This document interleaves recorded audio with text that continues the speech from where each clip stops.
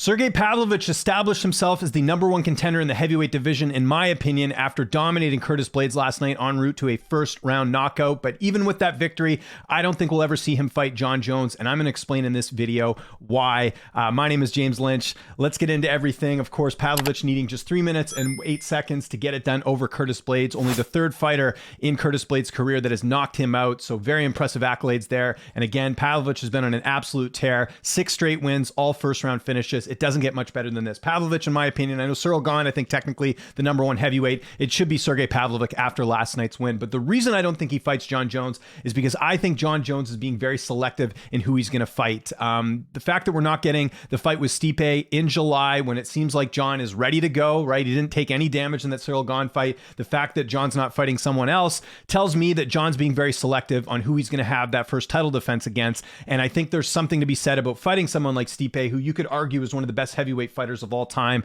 You just look at the resume there, who he's fought. Cormier, Ngannou, Dos Santos, Overeem, Verdum. I mean, the list goes on and on. Just, 2 blemishes in there between Cormier and Ngannou, but he's defeated both opponents already.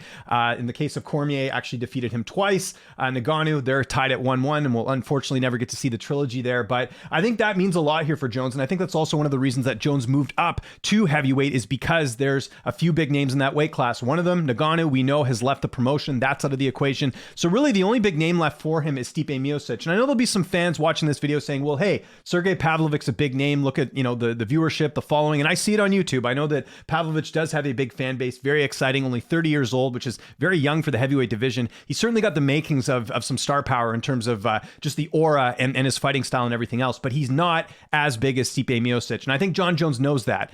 So I'm not going to imply in this video that Jon Jones is afraid of fighting Sergei Pavlovich, but I just think that if you could fight an opponent in Stipe Miocic, who, by the way, we're coming up to almost 3 years he has not fought. Stipe's last fight against Francis Ngannou was back in March of 2021, so it's been a while since we've seen him in the cage here.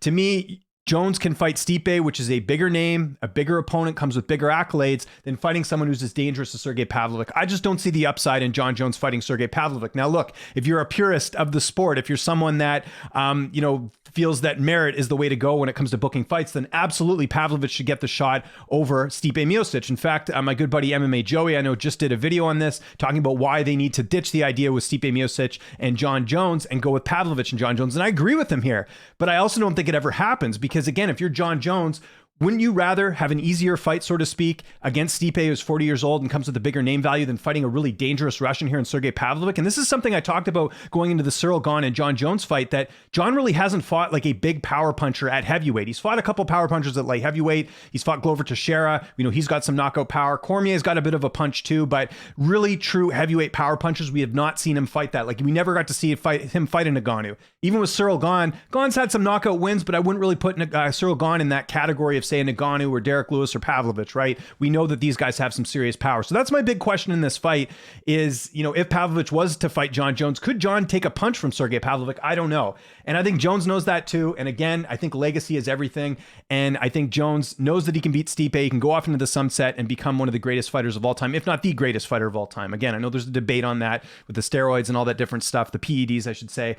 So there's a few things there that I could see that. But I just think, Jon holds all the cards here, right? He's the heavyweight champion. He's one of the biggest names in the sport here. He's going to be very strategic. I just don't think Jon sees the upside in fighting a really dangerous fighter here in Sergei Pavlovich, and that's why I don't think the fight ever happens. Should it happen? Absolutely. Would I like to see it happen? Absolutely. And I think it would be interesting because, I think there's a possibility of Jones winning that fight. I do think it's very close based off their styles because, again, we have not seen Jon Jones take a punch at heavyweight from a power puncher like a Sergei Pavlovich. So from that perspective, really intrigued. I just think Jon's a smart guy, and I think he's looking at other fighters who have done similar things. Remember George St. Pierre winning the middleweight title over Michael Bisping, which I thought was very strategic, and then retires after. George St. Pierre never had to fight Robert Whittaker or Yoel Romero or Israel Adesanya or any of these big names, right? He just sort of went, got his fight, and then left. And I know there were some health issues there as well, but you got to know GSP was a little bit smart about that too when it came to his decision to retire and all that. And you just got to look at the accolades that Stipe's had in his career already, because that's one of the things that Jones will use as an argument to fight him, right?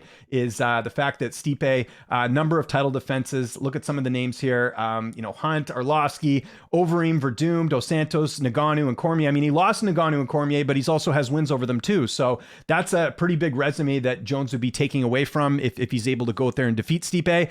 And again, Jones has already hinted that he wants this fight in November at MSG. That's plenty of time to book this fight. Jones is going to wait for that fight. He's not going to fight Sergei Pavlovich. And one of the things I talked about on my stream last night on the recap show on Patreon is that I think they may end up doing a vacant title, because this is my prediction right now, and I could be wrong. And this is why I make this video, because I'm making a prediction here. I think Jon does fight Stipe, and then I think he retires, and I think he never fights Sergei Pavlovich. So I'm calling it right now. I do not think we will ever see Jon Jones and Sergei Pavlovich fight each other, which is a shame, because I'm more excited to see that now than I was last night after seeing the performance that Sergei Pavlovich put on Curtis Blaydes. So I want to know what you guys think in the comment section below. Do you agree with me? Do you think we'll ever see this fight? I will also link MMA Joey's video in the description as well, because he made a good argument for it. I just think Joey's wrong in the sense that I don't think Jones ever wants that fight or takes it. And I think Jones holds all the cards here with the UFC because he's such a big superstar. Follow me on Twitter, TikTok, Instagram, @LynchOnSports. Thanks for watching. I'll talk to you guys next time.